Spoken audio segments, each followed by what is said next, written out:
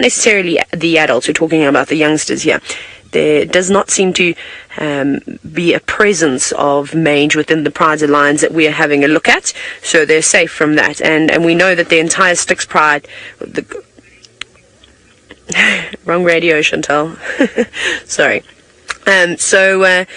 So basically, last year, remember that the Styx cubs were completely wiped out, all of them, from mange, and now the lot have got it again. Whether they'll make it to adulthood, I'm not so sure. Maybe this lot are slightly stronger. Out here, though, there's other things that seem to be more of a problem for lions. The populations of hyena are through the roof. It's amazing. And then, of course, the amount of buffalo here and how much larger they are, and they don't seem to tolerate lions. So it'd be interesting to find out how many lion cubs are killed every single year because of buffalo.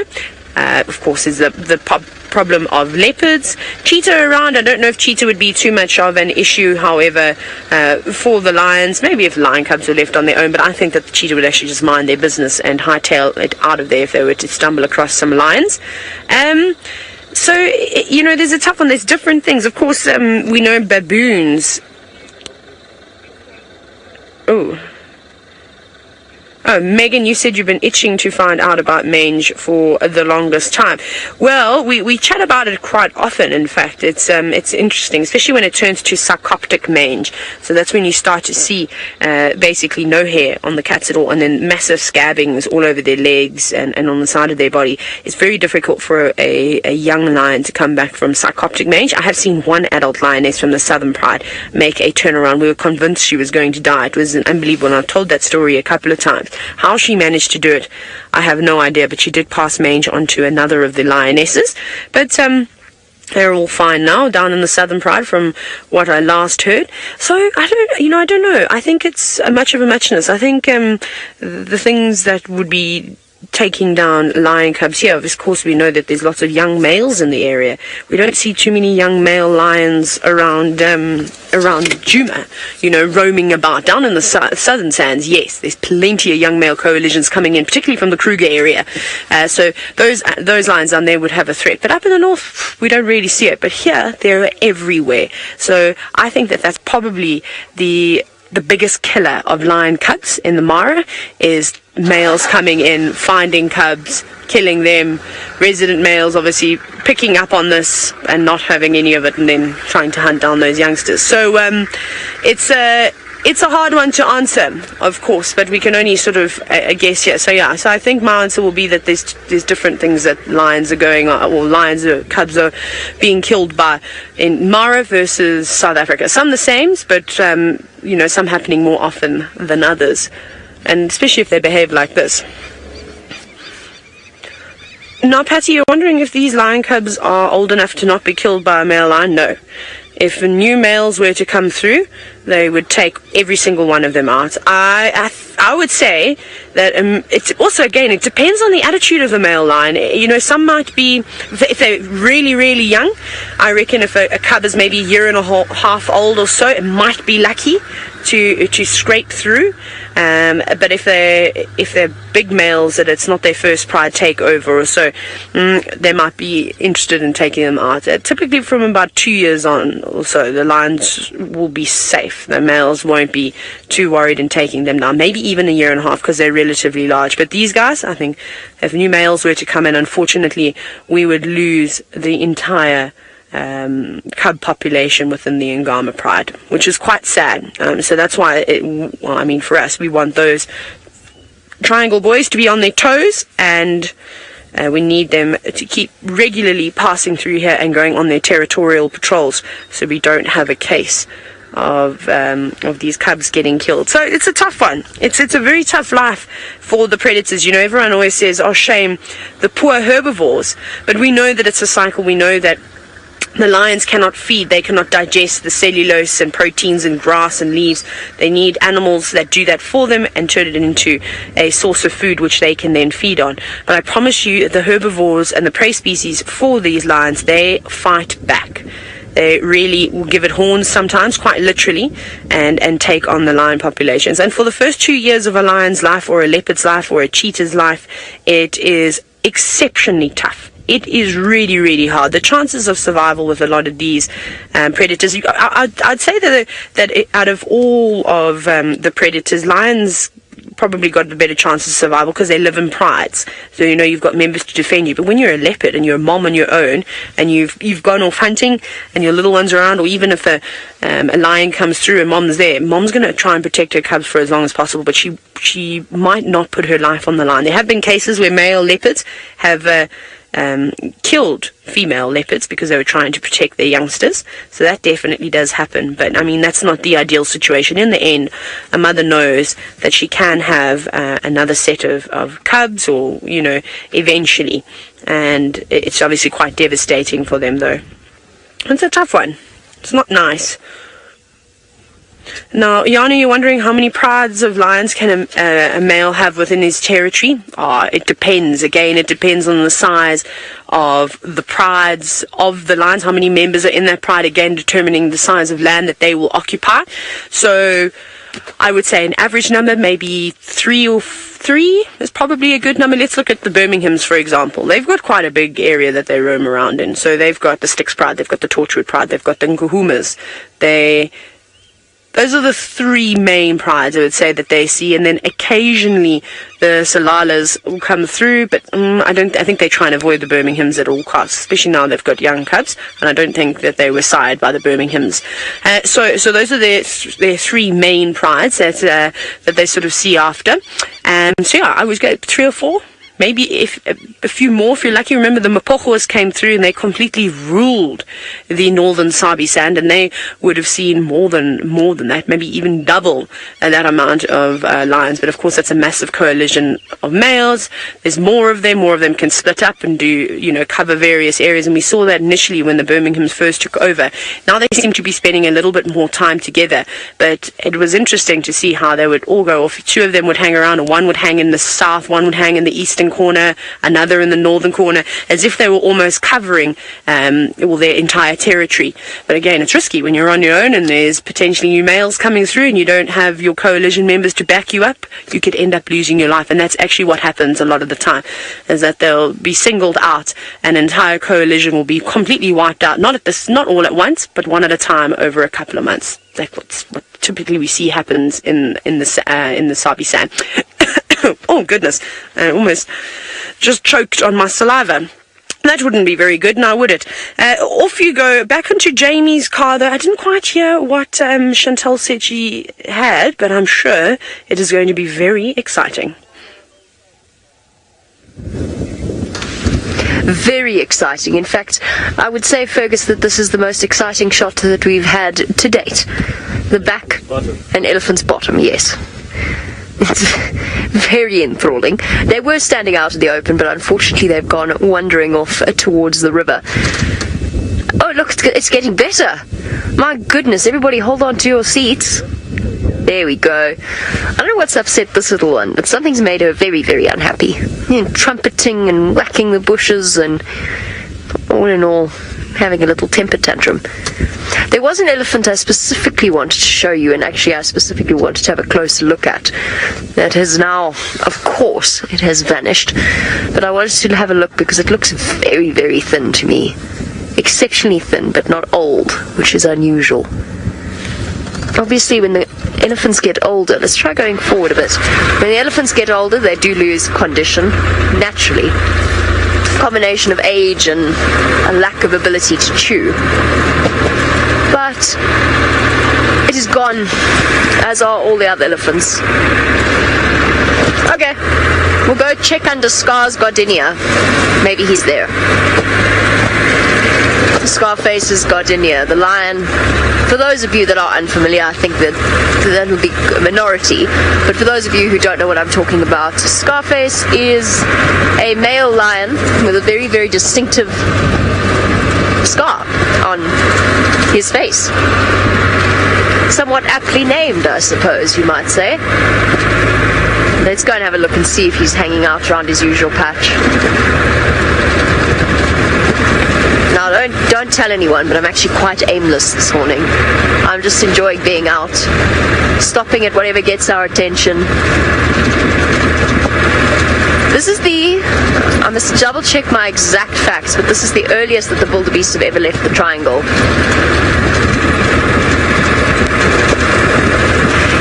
A very good morning to you. Yes, we do live in our camps year round. We, in theory, we work a 6-week, 2-week cycle. In theory, there's subtle differences for different staff members, but essentially that is the idea. Because of course we work we don't have weekends, we don't have public holidays, so your leave accumulates into a 2-week period after 6 weeks. And then of course we can go wherever we want to go. We can go back home, go to a city. That's what Brent and myself did for our first few days of leave. We went, and I think we probably slept almost as much as lions sleep for the first few days. We lay on a couch and we slept and we ate, and then we slept and we ate and we slept and we ate and we slept and we ate, and that was pretty much the first week of our leave. I think we were beyond adventuring. We were just exhausted. And then of course we had some adventures in our second week. So we do have leave where we do leave the camp and we'll go and find our way back home or go and explore. But for the most part, yes, our camp is our home, and what that means essentially is we live, socialize and work with each other. And it's the most, it's not for everyone, but I find it is one of my favorite things about the way that we work, because the fact that we live together, we're all friends, makes for a really very impressive working team.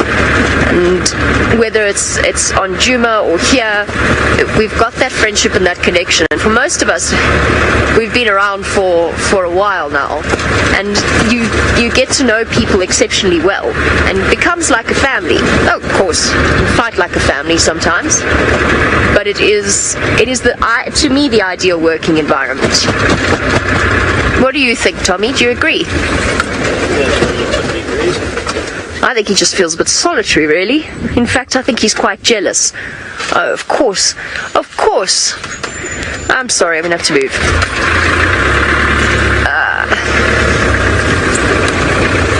Sorry.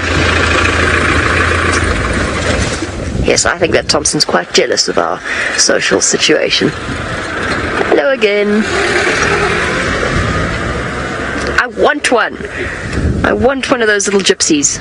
Not the Thomsons, I mean. The little car that the guy was driving. I expected to see more big herds of Thomson's gazelle by now. We haven't seen that many. There's quite a few on the other side of the river.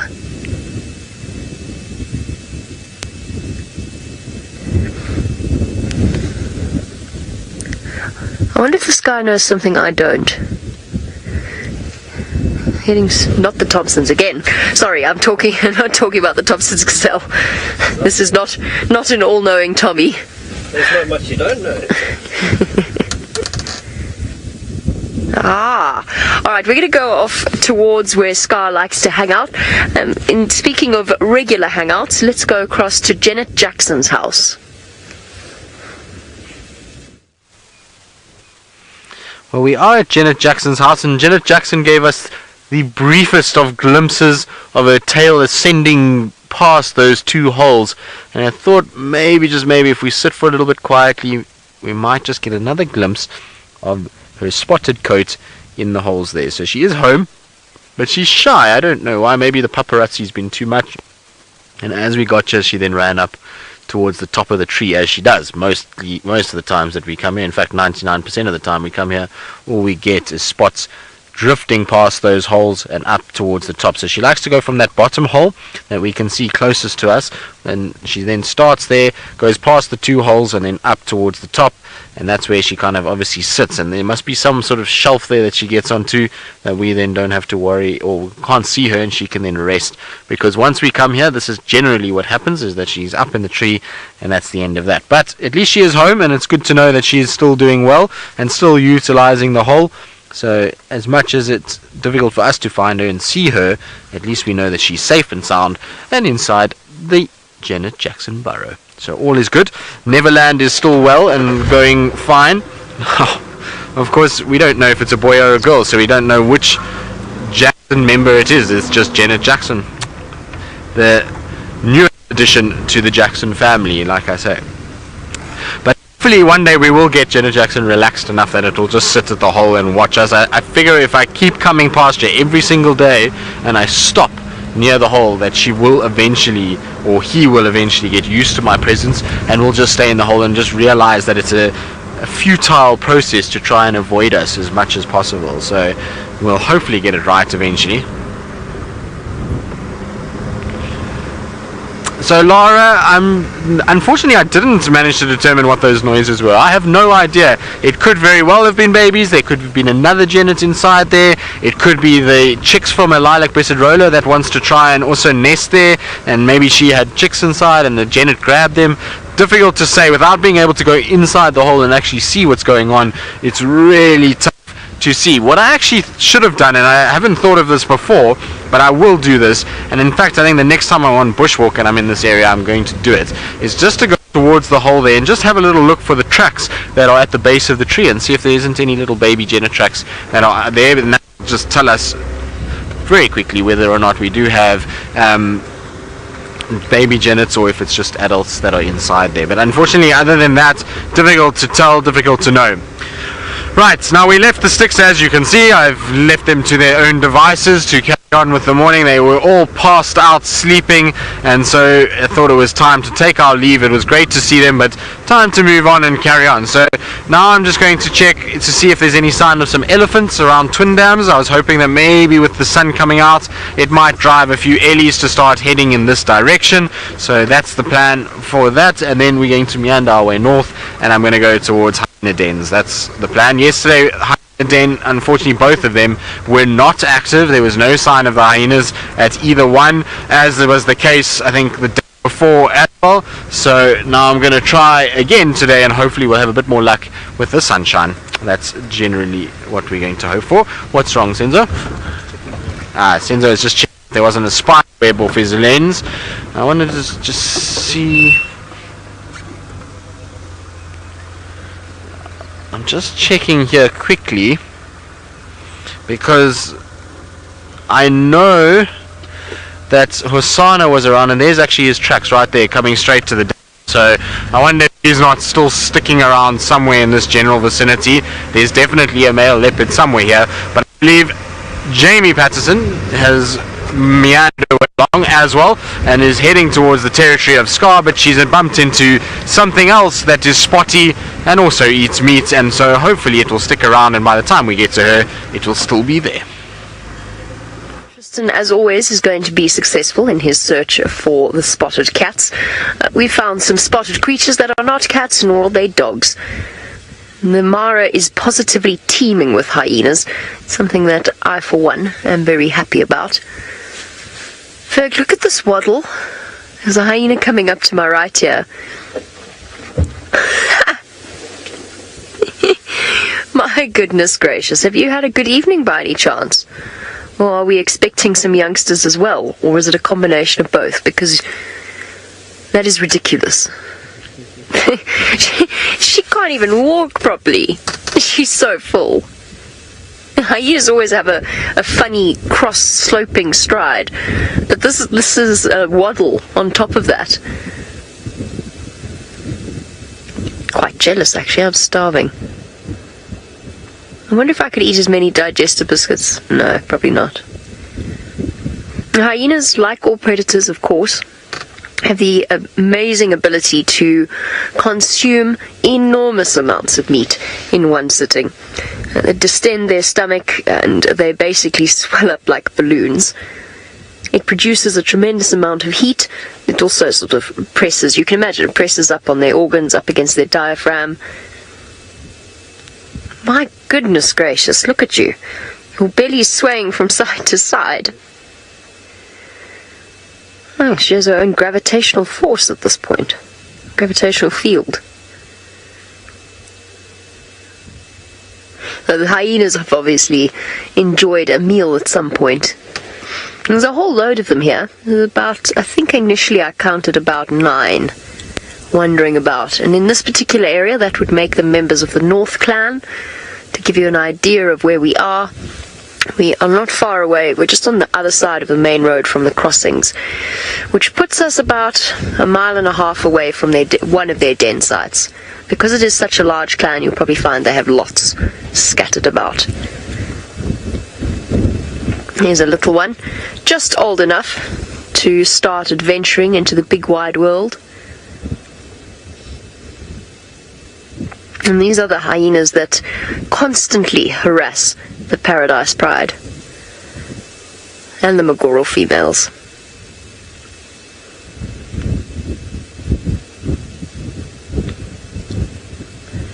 I always wonder, when I watch animals wandering off like this, is there a specific goal in mind? Are they going somewhere in particular? This one obviously isn't. This one, in fact, is not going anywhere anytime soon. I wonder what makes them go, I know where I'm going to go and sleep for the day.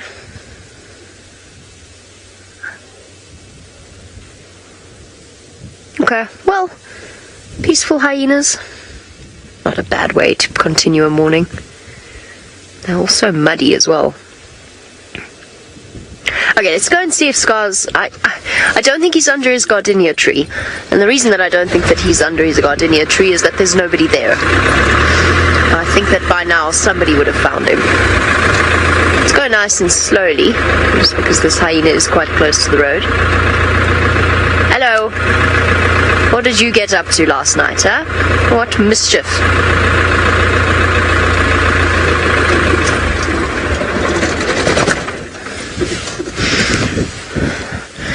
Lynn, it is an interesting question, and one that doesn't have a definitive answer. It has there are a few theories behind it.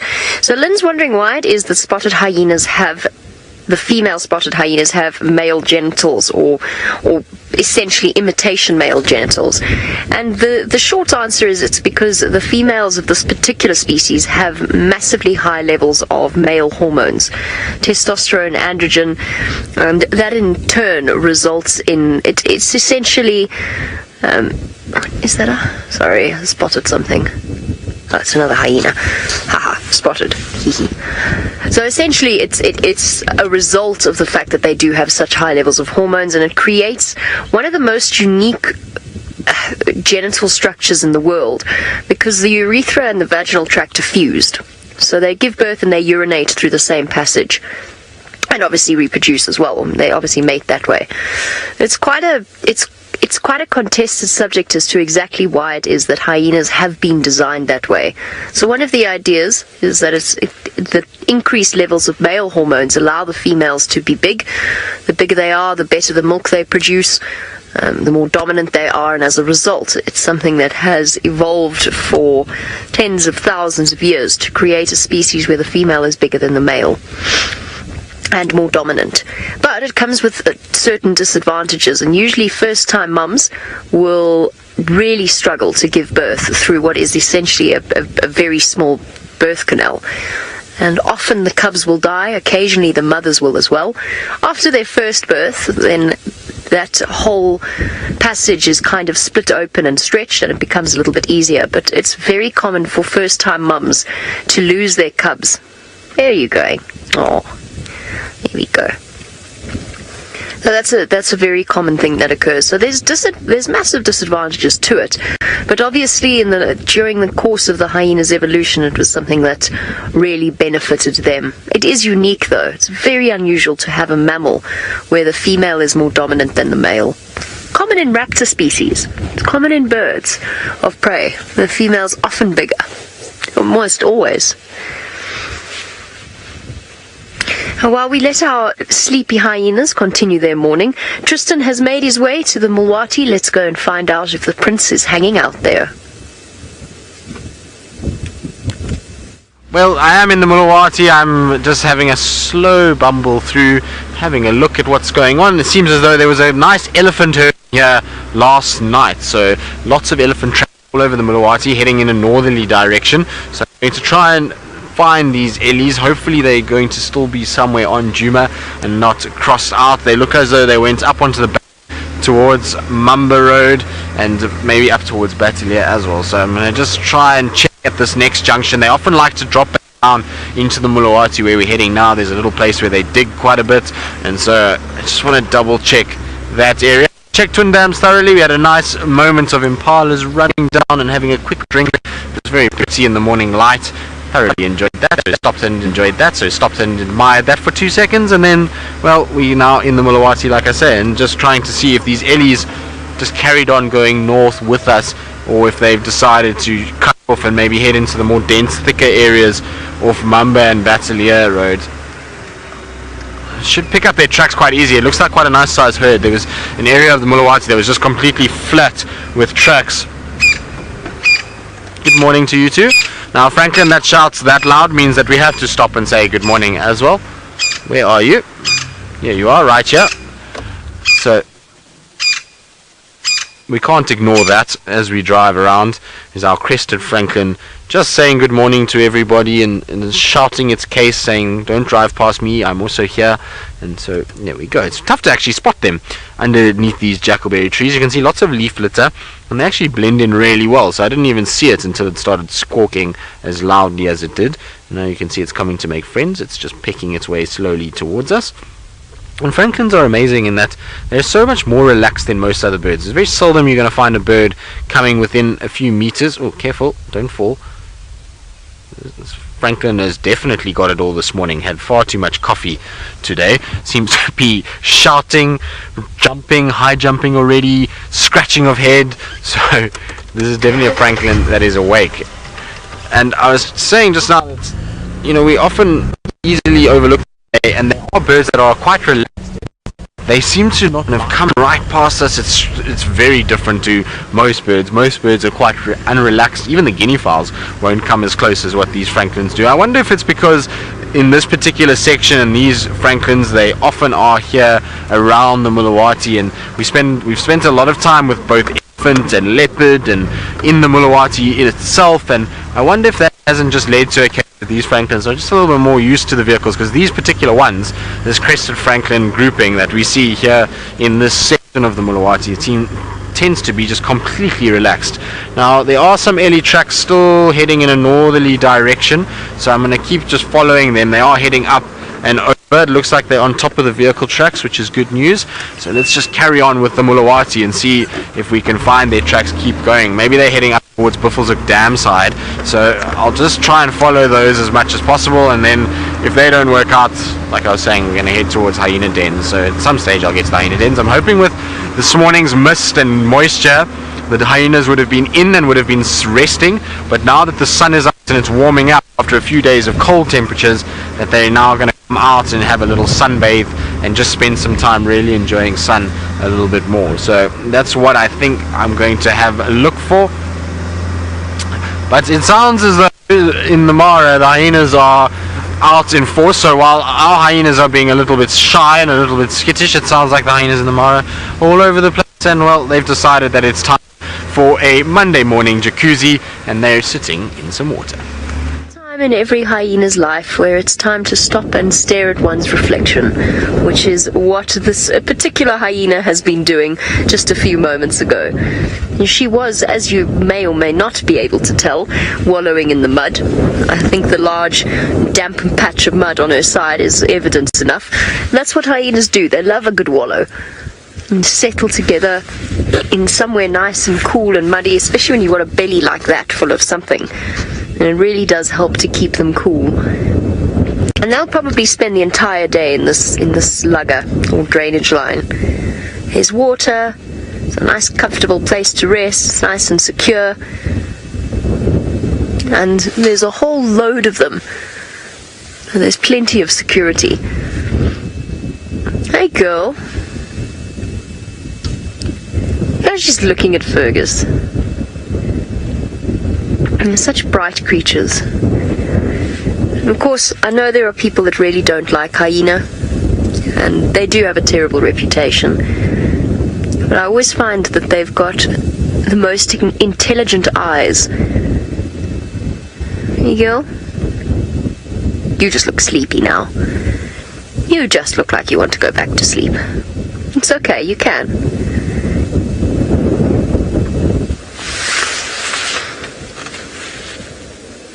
Hyenas scattered absolutely everywhere. Look at you. You're filthy. Day to spa, huh?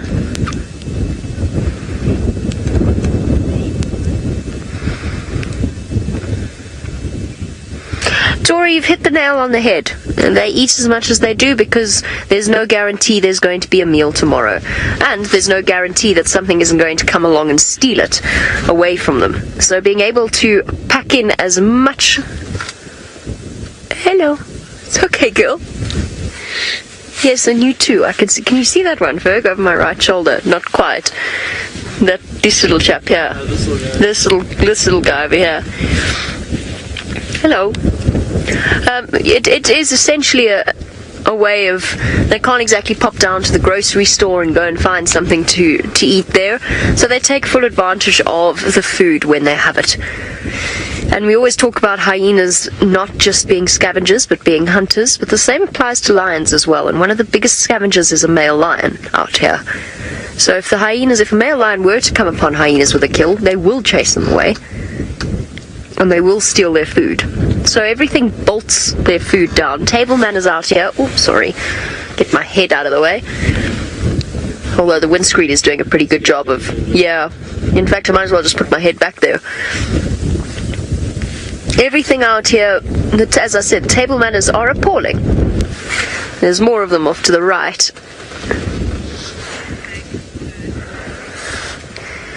What is extraordinary about that, and that brings us to Mr. P's question, is the predators... What's happening, guys?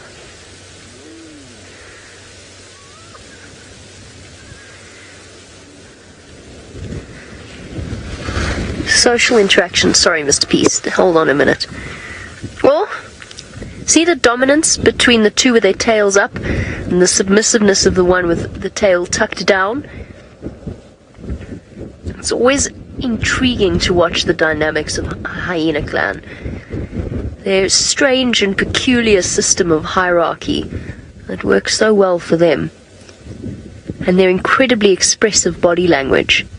And of course their greeting ceremony, which involves exposing one's genitals to the mouth of the other, so that they can have a jolly good sniff and basically show submissiveness. I love you guys, but you are so smelly. Goodness. Stinky creatures. They can't help it. You are what you eat in this particular case. Oh, so we're talking about how long will it take to digest those massive bellies. The extraordinary thing about predators is their ability to process the food that they eat. So unlike ruminants that will take a considerable period of time to work their way through each mouthful of grass that then obviously comes back up as a ball of cud, the predators will digest, and by, I would say, let's say tomorrow, in 24 hours, that stomach is going to be pretty much flat, and it'll be back to normal. All female hyenas in particular have saggy bellies, particularly the older ones. I think the process of the pregnancy just tends to, and then the combination of overeating tends to stretch them out a little bit. So you'll see, even when they're quite hungry, they've got quite saggy bellies. But they do process that food exceptionally quickly.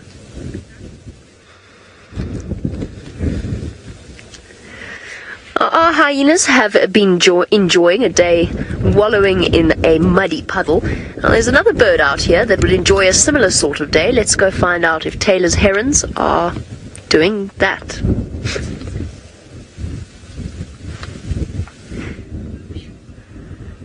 They're following buffalo around, Jamie. Can you believe it? We've got 3 black-headed herons moving around 2 duggar boys. Now, most of you are probably going, we know what they're doing. They're following these animals around, trying to get anything that is disturbed in the grass, whether it be a snake, a mouse, an insect, a variety of different things. But what's quite cool here is we can see what I think is a juvenile and an adult. So you can see that one over there has got quite a white throat to it. It hasn't got the little what am I going to try to sort of say, pin-like feathers that come from the back of their heads. You can see it's lacking it. So I suspect that this is a juvenile, because male and female in terms of sexual dimorphism, they're very hard to tell apart. They're almost identical. So there you can see that is now an adult. More black around the neck and the throat. The feathers are a lot darker, and then of course, well, the whole thing is that it has got that little feather that hangs at the back of its head. It's quite cool, isn't it? Moving in the wind. So it's quite interesting to see. But I was really hoping, because of the buffalo being here, I thought we were going to get maybe a little mouse or something racing out of the grass and one of these birds going for it. And we've been seeing plenty of rodents around. The giant pouched rats are everywhere, and I've seen so many four-striped mice, and I don't know if I've been seeing a little gerbil of sorts as well. I haven't quite worked it out. It's always been at night and a fairly quick a glimpse of them, but they are going to probably spend most of their day following these buffalo around. There's also yellow-billed oxpeckers that you can hear that meh, meh. Every now and then. They're sitting on the backs of the buffalo, not catching insects that are being disturbed, but of course feeding on the parasites that are living on that buffalo. Now don't worry, this buffalo doesn't look like it's got mange. In case you're wondering what are all those bumps on the buffalo's back, it just looks like it had been wallowing for the last couple of days, and that's just all the mud crusted on its body. Old boys as well, they don't look particularly young. There they go. And they're catching... I'd really like to try and catch one of these grasshoppers.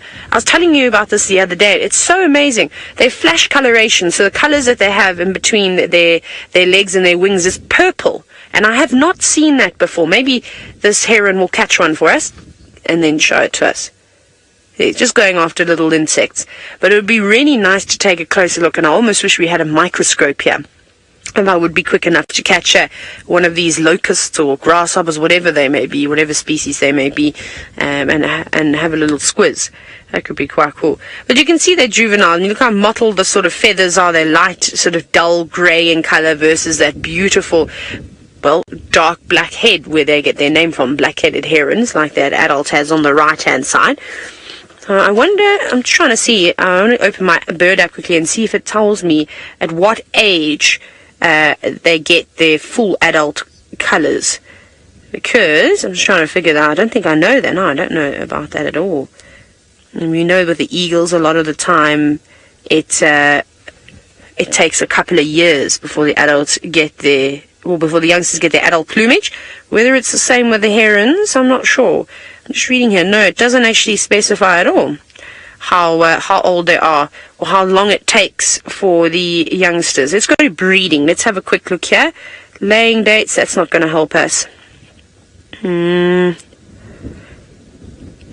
it just talks about, of course, incubation of eggs and things like that, but it doesn't say anything about their plumage. Perhaps I'll have to look in one of my really big bird books for some more information about how long it takes for their plumage to change colour.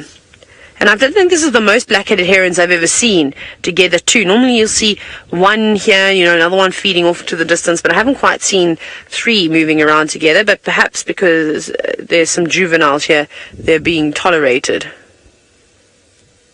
That's quite cool. Wonderful. Shall we venture on a little bit further? I think so.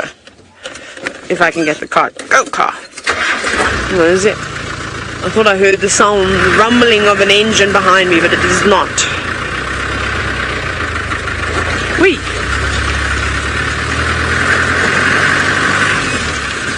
Now, best America, you're wondering if this is a real-life video from Africa. Yes, and it's live. It's happening right now as we speak. What is the time? I don't have my watch on. I look at my mobile. 37 minutes past 8 here in Kenya in the morning. So welcome. This must be your first time watching us, so you can, obviously you've worked out how to ask us questions, which is great. So we're surrounded by all these animals. We've got some topi on the left, we've got zebra. What else have we got? It's already all topi and zebra for the moment. You can see them. Come on, car, I have to stop. I have to be careful the way, otherwise I'll just get the car to start going again. So it's fairly quiet out here. Our lions were sleeping, even the lionesses. They were just sort of gazing off into the distance, but there was no herds of animals around. The only thing I did see, which was probably about 800 meters away from those lionesses, was a big eland, the largest antelope in the world. He did not seem too bothered. He obviously doesn't know the lions are there, but the lions didn't seem too keen on him. Now, that would be impressive, to see lions taking down a big eland bull. That would be quite amazing. But everybody's feeding, making the most of it before the heat of the day comes upon the land, and then most of them will try and maybe keep out of the sun, find some shade, or take a sleep. Now, dumb shark, you're wondering if antelope species are able to interbreed. They most certainly are. So, for instance, blesbok and bontebok, which are subspecies of one another, can interbreed, and it's why you can either have one or the other. And as far as I'm aware, it's the same thing goes with wildebeest. You can either have, like in South Africa, you can either have blue wildebeest on your property, but you can't have both species. And I wonder if it's because, again, they can interbreed. So possibly, maybe the same thing applies with topi and tessaby. They are so alike, again, just subspecies of one another. They probably would be able to interbreed. So you try and keep those populations separate. Of course, naturally, they never would have encountered one another because of their distribution where they're found. But because we as humans has become such a big trend throughout Africa to open up game reserves or game breeding programs and all these types of things, sometimes people who don't know will start putting basically the similar antelope species together and creating all sorts of new weird things that shouldn't be around anyways. So yes, they can, but out here it's a very natural system. I mean, not even the black rhino have been reintroduced to this area. It's one of the few areas in Kenya where in fact the black rhinos occur naturally and haven't had to reintroduce them again, which is pretty cool. There's a lovely topi. I just need to move off the road quickly. There's a massive tractor that's look how cool this is. So this is how the balloons are I'm just going to move right off the road here. Sorry, I'll tell you now. Right. So basically, how great is that? Woo! Tractor. Balloon basket. All wrapped up on the back of a trailer and heading back towards camp. This is amazing.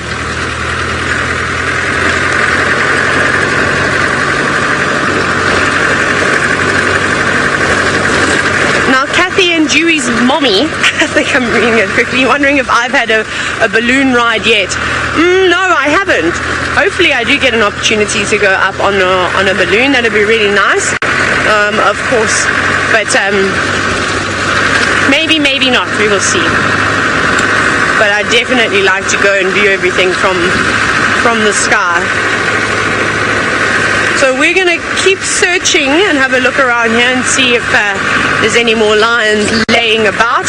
Tristan is on a bumble. He was searching for leopards, he was searching for elephants, but who is going to appear in front of his car first? Well, I wasn't really looking for leopards this morning. I was just merely noticed some of their tracks as I was going along. I found more tracks for Tumba in his usual spot, but I didn't actively follow them this morning. I've leave those for Ellie this afternoon because I'm not driving this afternoon. Ellie's driving this afternoon, so hopefully she'll have some spotty cat luck.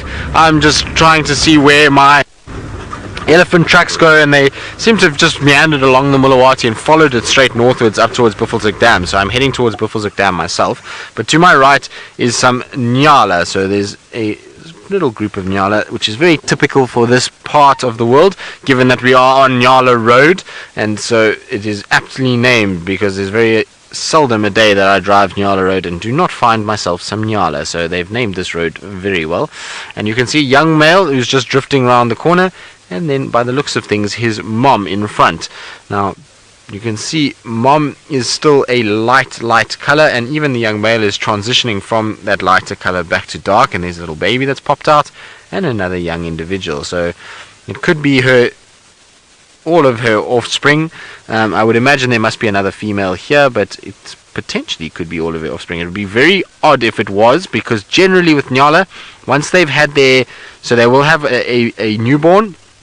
They raise that one. Once it reaches just over a year old, they have their next one, and once that one is born, that second one stays until the third one is born. Once the third one is born, that second one generally is old enough to push off and go and fend for itself. So it's strange if all three were to be hers. I would imagine there will be another female. Now, Senzo, if you can quickly, I don't know if you're going to get it, but there is a beautiful black-headed Oriole that is sitting in the tree to my left. So just go straight in from where you are now, basically, and then to the right. Just a little bit to your right, to your right, to your right, other way, and to your left. There it goes. There it is. So there's the black-headed Oriole sitting out and about, and not very often we get them really exposed like this, and it's feeding off. You can see the marula tree is just slowly but surely also starting to get some buds, and that's what it's feeding off. So it's sticking its beak in, and black-headed Orioles are big exponents of nectar. They love flowering plants, and you find them often on aloes and varying other flowering species, sausage trees, scotias, all of those. And so you can see the little buds of this tree are starting, and so they're just sticking their beaks in and just licking up that nectar that is inside. Very pleasant to see, and they are beautiful, and the sun at the moment is shining perfectly on towards them, and so it just makes that color that much brighter in a really sort of dull drab tree. So really nice to see. Nyala have disappeared a little bit, so we're going to carry on towards Buffelshoek Dam. We're going to keep heading up that way. I have a funny feeling we are going to find a hippo at Buffelshoek Dam. There has been a little sign of a hippo heading in that direction, so I found some dung that was fairly fresh that had been scattered all over the side of the road, and some good tracks. So if our Ellies are not there, well, I think we'll still get a mega herbivore in the form of a hippo. So let's see what Buffelshoek Dam holds for us, because we are heading in that direction, and we are going to be there in the next little bit. So it should be about 2 minutes until we're at the dam. But I always love driving Nyala Road north and south. I know Brent loves it as well, and Jamie and James, everyone actually really likes this area. It is a very pleasant place to drive. You're kind of down in the riverbed, and there's big trees on all sides. You get, you know, your typical scotias, your tamburties, there's odd jackalberry as you go. But also what there is in this particular section is a strangler fig, and that's this fig to my right hand side actually, which is why I thought of it. There's also some very fresh elephant dung here, so hopefully the Ellies are at Buffelshoek Dam. But there's the strangler fig on the right, and as Lou also alludes to, that we very seldom actually get to see this road because of the bad signal in summer. But you can see why this is called a strangler fig. That's the leadwood base that we've got there, and then as we go up slightly, you'll see those aerial roots slowly but surely twining their way around the stem of this leadwood, and slowly but surely suffocating and strangling, and hence the name that it has, the strangler fig. So what would have happened was something like a green pigeon or a barbet would have fed off figs.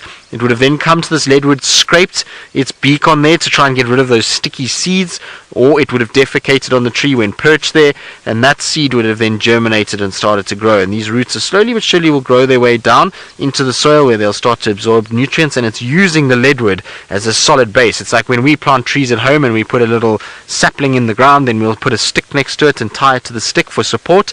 It's the exact same thing with this fig, and slowly but surely what it will do is it will grow both down and up, and eventually it grows up to the point where it starts to spread over and above this leadwood, and it will then start to suffocate the leadwood out by basically absorbing all the sunshine and stopping that leadwood from photosynthesizing. And eventually then we'll end up with a thick trunk of this strangler fig, and you won't even be able to really see the leadwood bar a few branches sticking out the top. So it's amazing that a plant can do that, and slowly but surely it will end up kind of suffocating and taking over. It amazes me, and you find it very often on these big leadwoods and scotias and jackalberries. They're like hardwooded species that can support their weight. Now, Lou in FC is wondering, has this leadwood been killed already? Lou, if we come up towards the left-hand side, you will see that this leadwood is very much dead, I'm afraid. So I think the leadwood was probably dead before the fig started to grow. The leaves that we are seeing there are from the fig itself and not from the leadwood tree. So that's the fig that is starting to grow, and the leadwood itself has been probably dead for quite some time. And remember, with leadwoods, they have such a hard wood that it ends up standing for many, many years. They reckon that some leadwoods will stay standing for about 1,000 years, so it's a very long period that a leadwood will stay up. And so that strangler fig by 1,000 years time will be so well set that even if the leadwood rots on the inside, the strangler fig's roots will be set. It will be a thick, big tree. I mean, this is still a little tiny baby strangler fig. It's going to get 30, 40 times the size of what we're seeing currently in terms of the root systems that are coming down. So the best is when they're actually at a point where they are established, and then you'll find these root systems start coming down from branches on the side. So something like that, but you'll have lots of them hanging, and it's really airy, especially in a morning like we had this morning with mist and these root systems that are dangling down in amongst the mist. It really is very pleasant. Right, now let's try and see if we can find these Ellies. Oh, Kathy and Dewey's mommy, we do have quite a few invasive species of plants. Unfortunately, what happens is that these natural areas, generally we have a few drainage systems or riverbeds that come into the reserve from outlying areas, and unfortunately we have a situation where there are invasive species that come in with it. So we get a lot of things like lantana. So lantana is a very bad species that arrives via drainage lines. It's a thorny species and it takes over very quickly. We'll then also get things like Mexican poppy that comes down, and mostly in riverbed systems do we find these invasive species. There's a big problem at the moment with a plant called famine weed, and now famine weed is a horrible thing, and they really are trying to fix and get rid of it. It's a lot around the communities, and it causes major problems with people's health. So you end up getting problems with your chest area, you end up getting massive blisters forming all over your body. It's horrible stuff, and it is highly invasive. It has basically these big seeds that just explode out, and seeds go everywhere, and even if you burn it, those seeds still last. So it is not a nice thing, and they're busy at the moment. The Sabi Sands has got a big project to try and rid the stuff out of here, and the scary part is they were showing us, they did a presentation and they were showing us kind of how it works, and there was these photos of the communities on the outside here where there's schools and hospitals where there's just massive groves of this famine weed all around these hospitals, and people are going there to get treated for illnesses, and it's actually probably in all likelihood they're getting even sicker because they're having to wade through the stuff to get towards the hospitals, and that's going to cause a lot of damage to lungs and those kind of areas. So it really is not a nice thing at all, and it's something that is really trying to be worked on. Hello Rex. Cool. Hi guys, how you doing? So just saying hello to Rexon and to his group of people that are with him, because they're all actually big fans of Safari Live and they all watch Safari Live quite regularly. So I've spent some time with them yesterday in the shadow sighting and just had a little chat to them, and actually a few chats to them while we were in the sighting, and really nice people, and so it was good just to sit and have a little converse with them yesterday and catch up. So I was just saying good morning to them this morning. Right, Buffelshoek Dam, here we go. Let's see if there is a hippo here.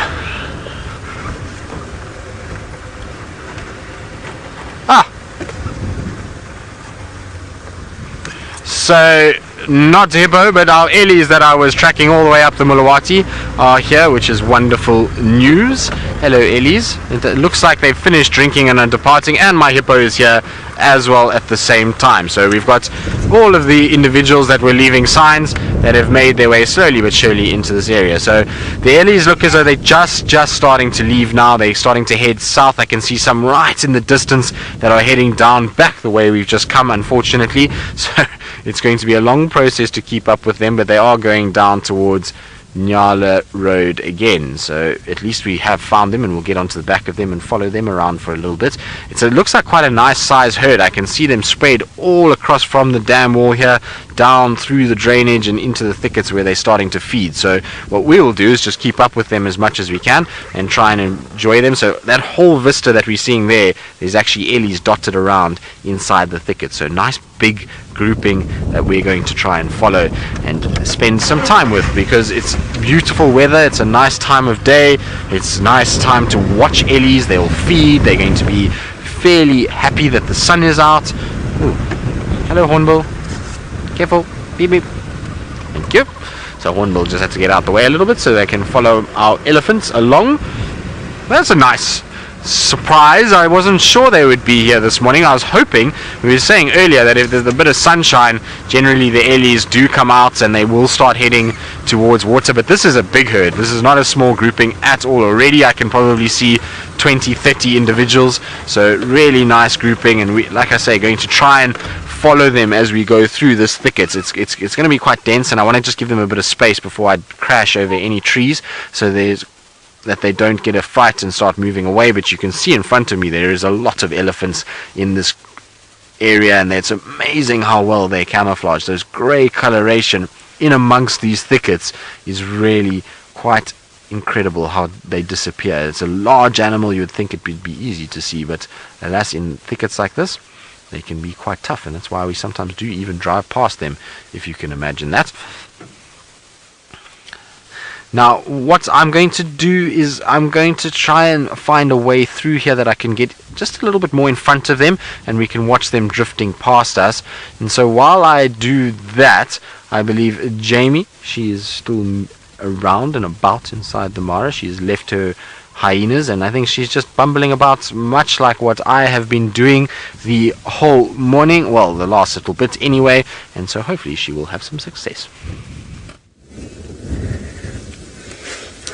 Well, I figured I couldn't do an entire drive without going to see some lions, so we're on our way towards the Sausage Tree Pride on a buffalo kill. But, of course, our attention has been arrested by a journey of giraffe, since they are, I don't know, they're probably one of the most photogenic animals out here, especially in these wide open spaces, all those heads sticking up. They're just such pretty creatures. But this little one is a really, really lovely example of why it is that you should never make assumptions or apply a complete concrete rule to animals out here. So we always talk about the fact that giraffe darken with age, and that's true. They do. But there is also a genetic factor within that, and some are light-colored naturally and some are dark-colored naturally. And this little guy is still very, very young. I mean, it's a male, but he still hasn't got his thickened ossicones yet, so he's young still. And yet he is darker than pretty much every other giraffe in this group. It's one of the animals that the more you stare at them, the weirder they look. They really do.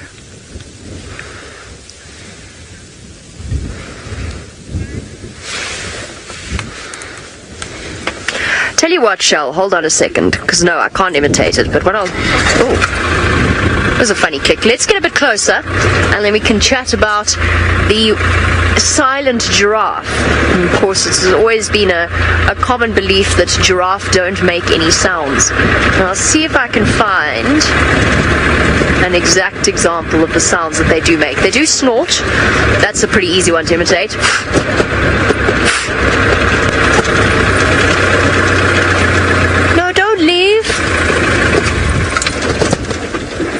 Let's try and avoid using squeaky brakes. At least one male stopped to look at us. So I'm going to find the sound for Shell. I'll see if I can find the sound for Shell quickly. And we can keep you entertained with a visual of a giraffe. Oh, beautiful. Aren't you lovely?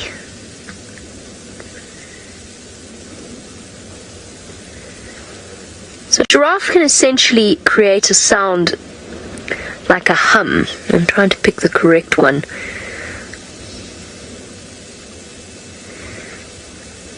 Let's see if I can play you a giraffe sound. Should actually download it.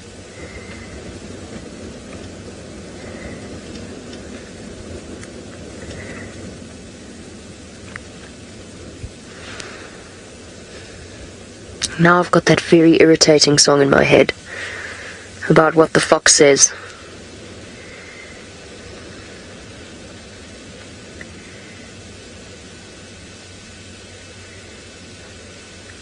Right. I could deeply regret this because we might get some talking through it, but let's see if this will... Yeah, no, now we've got some odd music. Alright, I give up. I can't find the exact video that I was looking for. Now, if you Google giraffe sounds, you'll find the sort of humming sound that they make. It's quite faint and it's quite low. And so, unfortunately, given the way that my voice box is designed and given that I'm not built like a spotted hyena, I cannot produce the sound properly. Maybe Tristan will do it for us. You never know. If you ask him nicely. Like a spotted hyena. The advantages of a slightly more solid larynx.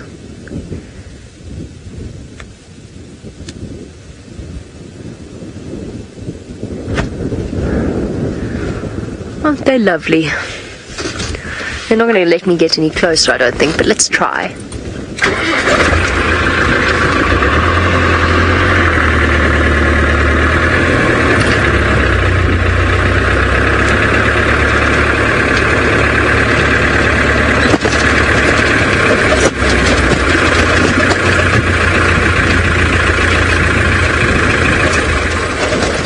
They're just not having it today.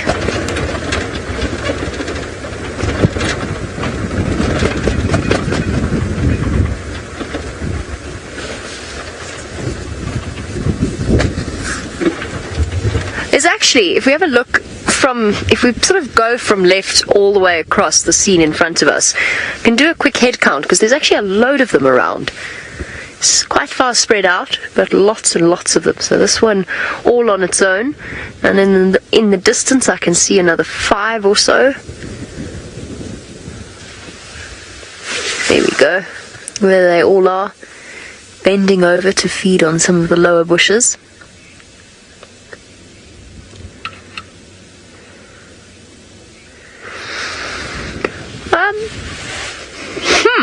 There's a very good question.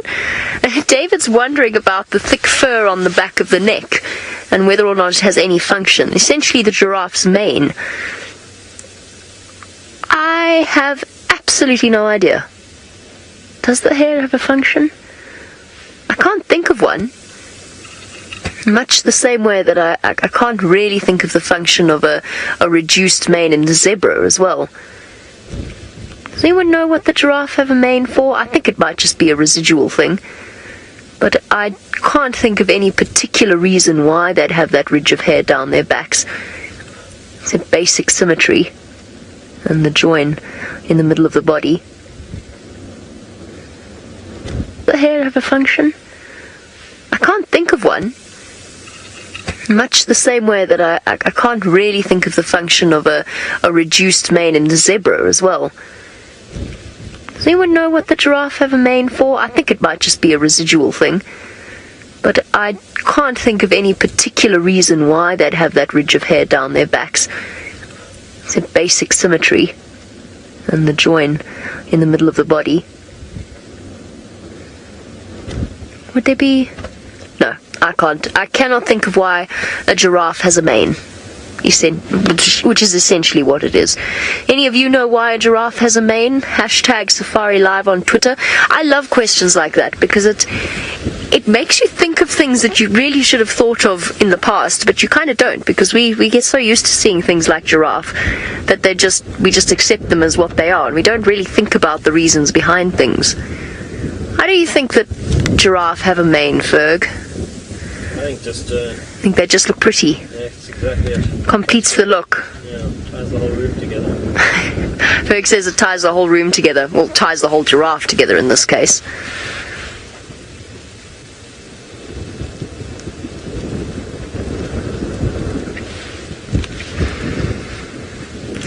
It's lovely to hear a question from one of our younger viewers this morning, and Jess is 9 years old and wondering about the reasons that giraffe have horns. The reasons that they have those things on the top of their heads is because they use them to fight, especially the big males.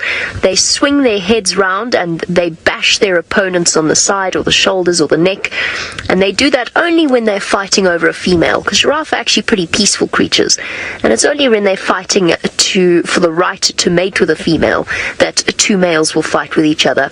But yes, the reason I'm calling them things and not horns is because their proper name is actually ossicones, and it's a minor distinction. But essentially, the horns that you see on antelope are solid bone that only starts to grow once the antelope is born. Now, in a baby giraffe, they're actually born with ossicones, so the things on the top of their heads. They're born with them flat down against their skull, and they're quite soft, and the joint there is basically cartilage. And then they kind of spring up after a couple of days. The baby giraffe's little ossicones will start to stand up. And then as the giraffe gets older, then the cartilage becomes solidified. It calcifies and becomes solid bone. So although horns and ossicones are bones, technically giraffe don't have horns, they have ossicones. Occasionally mistakenly called ossicles.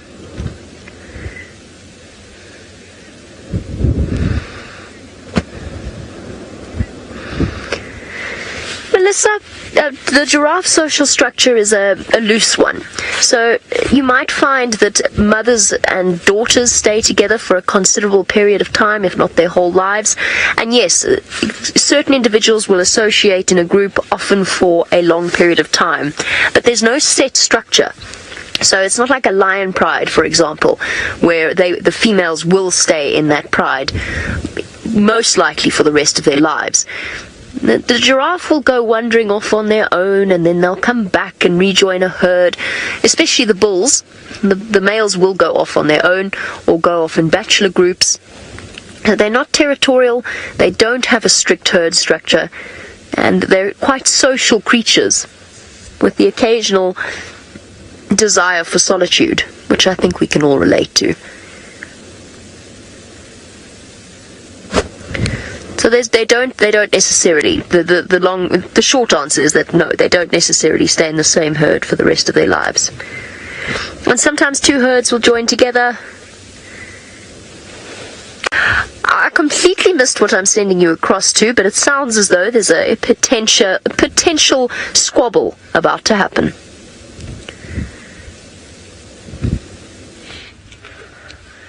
You are indeed. Look at this. Two really big warthog boars. This is amazing behavior. Now, I have seen warthogs fighting before, but I never saw the build up to it. And I think what I'm looking at right now is perhaps the build up to a fight. They're walking sort of side by side, but heads raised, tails do not look very happy. They keep, like an elephant when it shows agitation, moves its tail away from its body. They're doing a very similar thing. This could be quite exciting. There were a couple of sows around, but they've run off now, and I'm quite intrigued to see what goes on with these boys. The other one, at one point, he had his nose down on the ground and was using his tusks as well. Look, and was digging and throwing grass into the air. So these are obviously ways that they're trying to show a dominance to one another. I've never seen this before. I've read about it, very briefly read about it, but incredible to see. Now, they're of equal size though. They're both very big boys, and you can see they're not feeding. So I wonder if by loosening vegetation and throwing it up into the air is to try and intimidate the other. Let's see, because they'll go. There we go. They're chasing one another. This is very cool. Look at that. Have you ever seen a warthog stand so tall before? It's like the equivalent of Buzz Lightyear or Superman when he does that whole chest out position. That's basically what they're doing. They're strutting their stuff at the moment, saying, look how big and strong I am, look, my tusks are bigger than yours, I can throw more grass into the air. This is really great behavior to witness, and that's the thing that I'm impressed most about Kenya, is observing so much new behavior, which is really incredible and so interesting to learn about too. But unfortunately for these boys, they're a bit late to be fighting. I can't understand why they, would perhaps be battling it out, because most of the sows have either given birth or they're carrying little piglets inside their bellies. So it's not quite breeding season just yet. Again, they'll have to wait a little bit before that all starts once again. But very interesting nonetheless. And I suppose because it is so open out here, you see things a lot easier, whereas in the Sabi sand, all this type of stuff does behavior. But the vegetation is so thick, then the animals being a little bit more on the nervous side. Look at that. Sort of stepping sideways into one another. Oh, I hope we get to watch this until they decide to push and shove each other around. Very, very interesting. I'm definitely going to write a little bit about the sighting that I've had, just for my own, of course, own personal reference. Now, of course, they're not fighting just yet, but I reckon that it is definitely the build-up. I have no idea how long it would take for them to, well, before one would initiate the clashing of tusks. You know, maybe this goes on for a couple of hours before they decide to fight again. Animals don't just want to harm one another, because if you do engage in battle, you run the risk of injuring yourself and potentially then not being able to feed properly. You know, you weaken, predators would find you a much easier target. So often with these animals, we do see a sort of a standoff between them, just trying to intimidate one another before engaging in a fight, which I think is really interesting. And I suppose it's the same as we as humans. Normally, if you are having an argument with someone, it's screaming and shouting, and then unfortunately sometimes the fists fly. So I suppose we do a similar thing, just in a different way, and each animal has got their own way of sizing one another up. And I think the most impressive has to be that of the Nyala bulls, the way that they erect their manes, all their hair, and do that slow, exaggerated, stiff sort of movement and size each other up like that. That to me is the most impressive. See, they're the girls in the background. They look like the females maybe back there.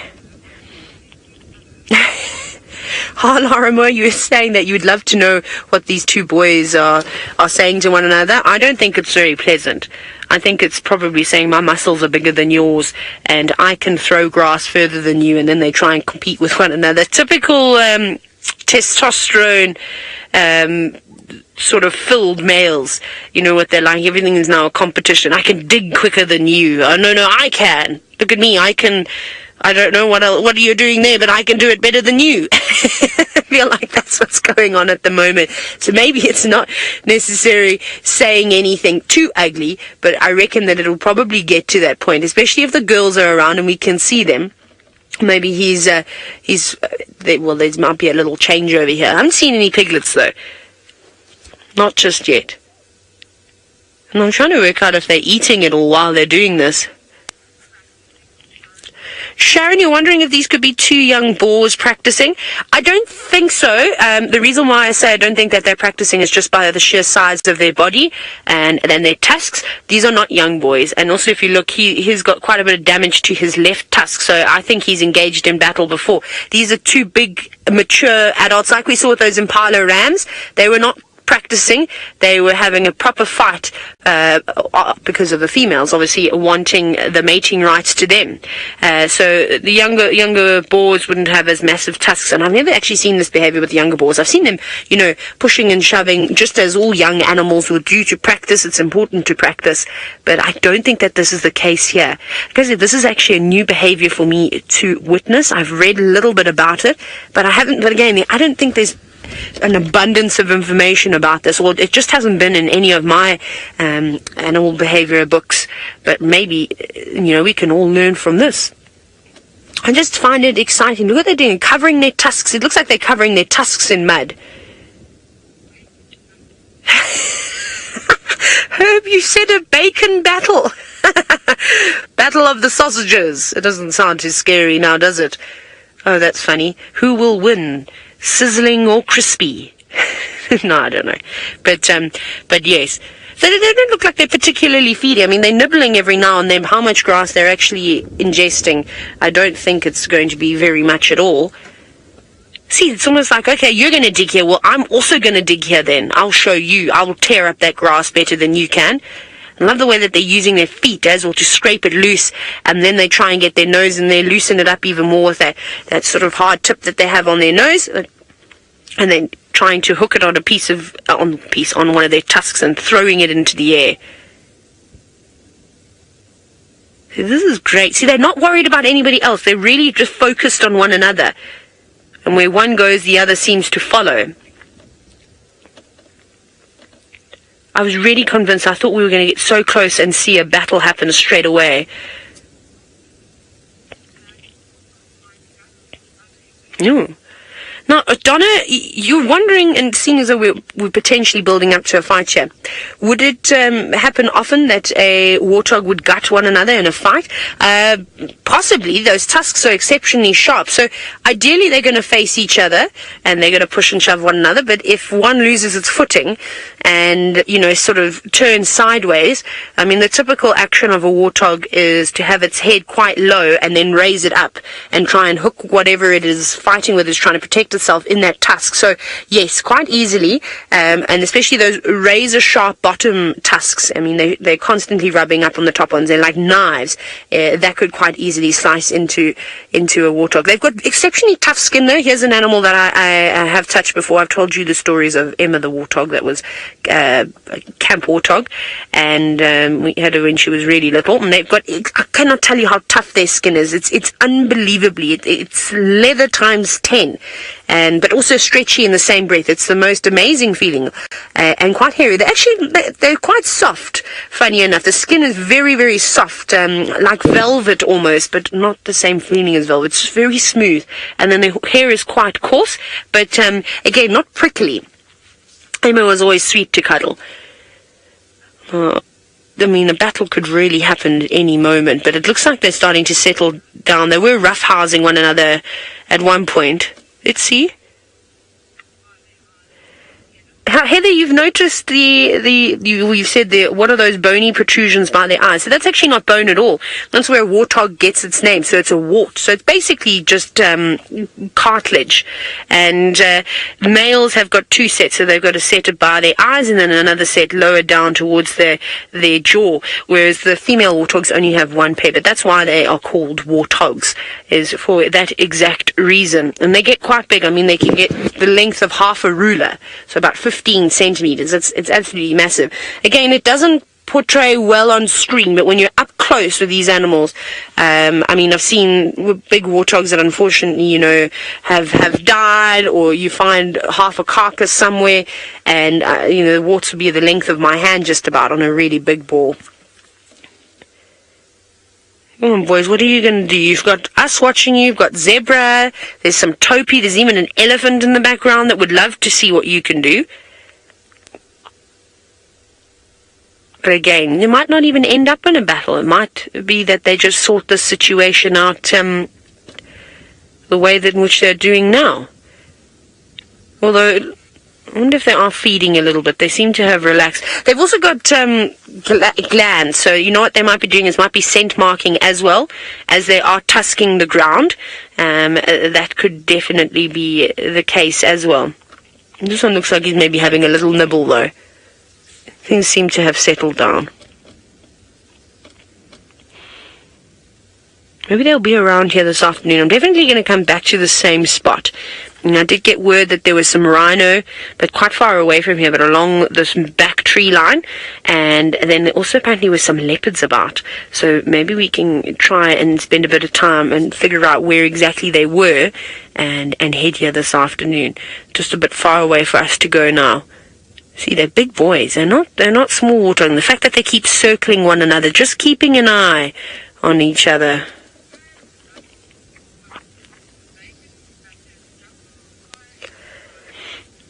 There is no ways I'm going to be able to say all that again, Chantal. That was a serious tongue twister and too long to even try and remember that specifically. Sometimes it's really hard to repeat the questions because they're so specific. We just sort of we try and give back as much as we can. Because sometimes we're talking and listening to a question, trying to remember what exactly is something that don't come out of it. But I don't think I can manage that one this early in the morning, Chantal. It wasn't a question, though. It was a wonderful comment from ML about the great battle of the heating up of the bacon, and it was fantastic. But ML, if I try and repeat you, I'm going to butcher your beautiful sentence that you've put together. So I won't even attempt it. Oh, zebra, get out of the way here. We're watching warthogs. How rude. Oh, hang on. What's happening with the zebra now? I'm also looking... No. I thought that they looked like they were going to get a bit playful. They all had their ears back and they were huddling together. But maybe that's not the case. And our warthogs have now gone behind the tree. Hello, zebra. Yes, we were talking about you. I thought you were going to be quite excited. She looks like a mare and a youngster, and the one at the back definitely looks like a stallion, just from his stocky hindquarters. And he seemed to have been ushering her on a little bit, and that's probably why her ears were back. She wasn't too impressed with that behaviour at all. Probably saying, hey, at least buy me a drink first, or take me out for dinner. Sure, the zebra are definitely coming around from all corners of the plains this morning. Oh, there's our friends the Warthogs again. Back and forth, back and forth. But I think it has settled down now. Although they're acting so strangely. It's so interesting. They obviously don't want to let off. No one wants to be submissive, but no one wants to be too aggressive either. So just sort of, showing the muscles, probably the equivalent of flexing at one another, and trying to decide it that way. But that was very cool behavior to watch. I thoroughly enjoyed that. I hadn't seen that before. So another thing I can add to my list. Wonderful! But we'll move on from them now.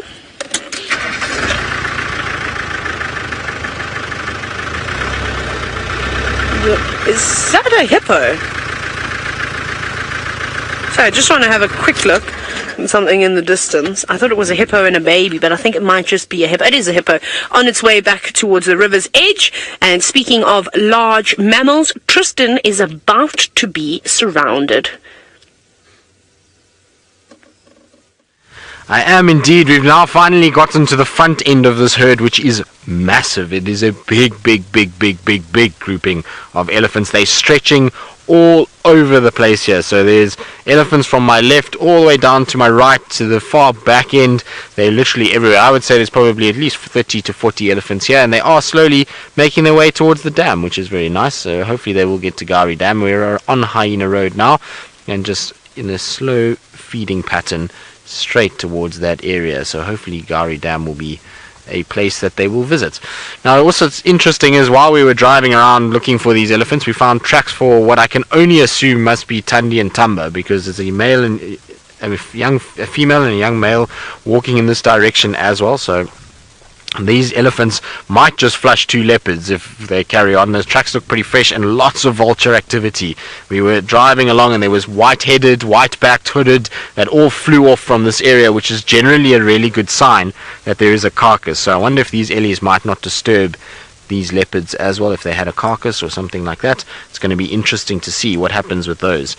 But it really is so good to see a big herd of elephants again. I'm absolutely loving the fact that we've got this nice large herd, and they slowly but surely coming past. A little attitude from the young ones as per normal. That would not be a typical elephant sighting without them. Now what I'm going to do is, because they're just drifting past me slightly, I'm just going to reposition ourselves. It is very dense where we are now, but behind me it opens up really nicely. So what I want to do is just get into that open clearing, and then we can get a true sense of the size of this herd from that open little sort of vista that we will get. So it's just going to take me 2 minutes just to get round and back onto the other side. But really epic to see elephants like this again. I love seeing elephants in large numbers. It's got to be one of my favorite things. And when you're in amongst a herd, there's just this communication and this relaxation that comes upon you, or for me and anyway, and you listen to the sounds and you hear them talking to each other, and you hear their kind of calls and their trumpets and their rumbling, and it's very pleasant to be in amongst big herds of elephants. And then also just to watch them and their behavior and how intelligent they are about going about their business. It is a very special thing. So where we are now is it's going to open up a little bit better, and we'll have a much better, clearer view of them. So if I position somewhere around here, we will have a mound in our way for some of them, but others will be coming around the mound hopefully and towards where we are. So this is where all the vultures were, just in front in all these dead trees, and so hopefully if there is a leopard, these elephants are about to surround them completely, because they just spread all over this section. And so if there is anything in this path, it's going to be caught out. You can see, if Senzo does a nice pan across for us, you'll just see how big this herd is. And I mean, this is not even everybody. We left a lot of elephants still right on the Buffelshoek Dam side, which is a long way from where we are. So this is just the front edge that's coming through this direction, and it is a lot of them. There's a lot of young babies in here that will account for a lot of numbers. So you'll be able to see as soon as we go across that there's just elephants appearing pretty much everywhere. So there's the left side of the herd that goes all the way through, and then just slowly but surely there's more that meander their way out of the bush. So it's a lovely herd, and hopefully they're going to surround us shortly.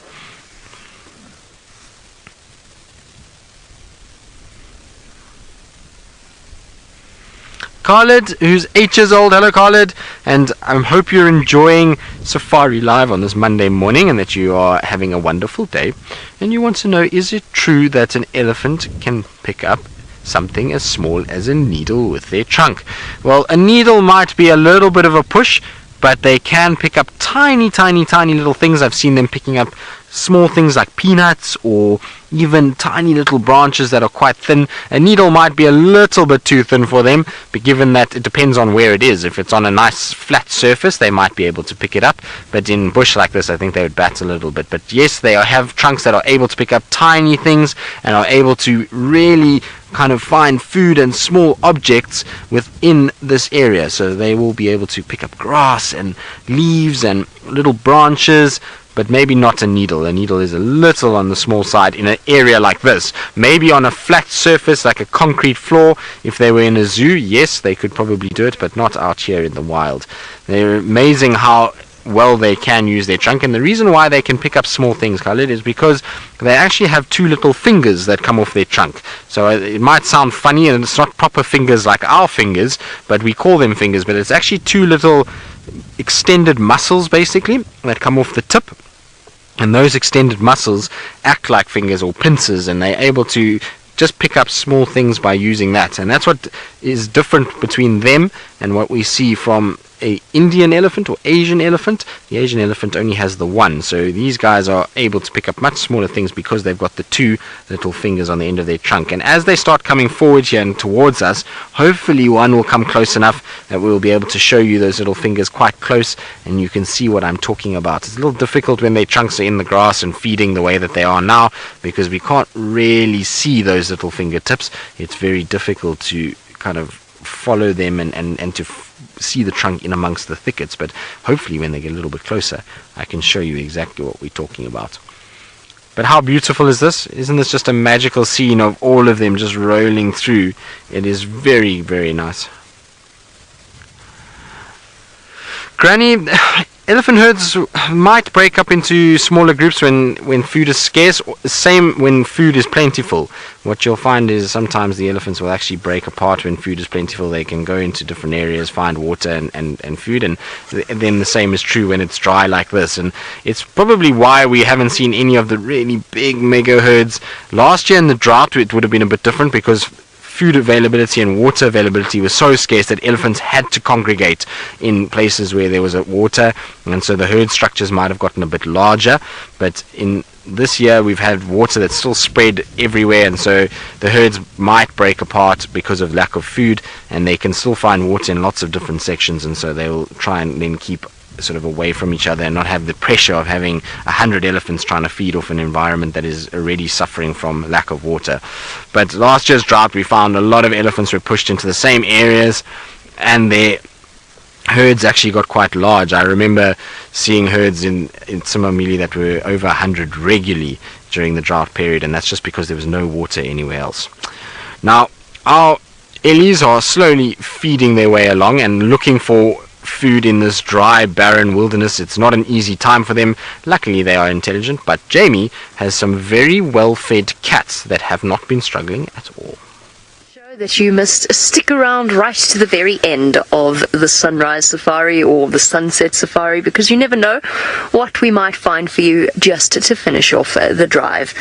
Now, we've come upon apparently the sausage tree pride, not the two females that we regularly see with the four cubs, but I guess you could call it a splinter group. I'm not really sure exactly how the dynamics are working out here. We still haven't fully worked that whole thing out yet. There's 5 females and 2 young males feasting on what's left of a buffalo. It was quite a young buffalo. There wasn't much to go around, especially with 2 teenage boys tucking into their meal. But it's nice to know that the other sausage tree pride is well fed. might just be that the females that we see regularly have moved away from this pride just while they've got their cubs, but I'm really not sure. We've got contradictory information about them. Either way, it's the lion pride that lives along the escarpment. Let's put it like that.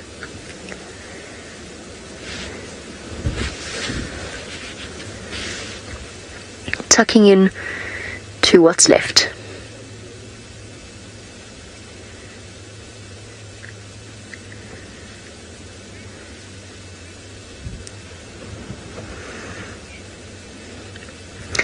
Toby, in answer to your question of how tall lions can get, oh goodness, it's all coming apart at the seams. I'll tell you a story of just how tall lions can get. One night in the middle of the night, I was surprised by one of the notch males walking past my car, and his head was... covers have all come loose. It's an absolute disaster. His head was here. So, I mean, his head's sitting about 1.5 meters above the ground. At the shoulder, just over 1 meter would be the tallest that a lion's going to get, but their heads, I mean, I'm not lying. His head was here. I nearly jumped out of my skin, I promise you. The ranger who was with us was killing himself laughing because he'd seen him coming in the dark, and he decided he wasn't going to warn me. Well, that flap is so lovely, I think that perhaps we should ignore it and have a look at the lions instead for the last 60 seconds of your sunrise safari. Lions are massive. Sometimes we take that knowledge for granted because we see them all the time, but it takes a moment like that when they're right up close and personal to remind you just how large they are. Okay, well, on that note, I'm glad you all joined us on the Sunrise Safari. It has been a pleasure as always. It's that time of the morning where we do our farewells and our thank yous. So, of course, the first person I have to thank is Fergus for his wonderful camera work. Thanks. As always. It's a pleasure, Fergus. As well as to Chantel and to the Djuma crew, to Louise and to Megan in Final Control, and of course all of our crew back in South Africa as well. Most importantly, the biggest thank you goes to all of our lovely viewers who join us. We look forward to seeing you in a few short hours. I don't know what we'll see, but that's what makes it fun.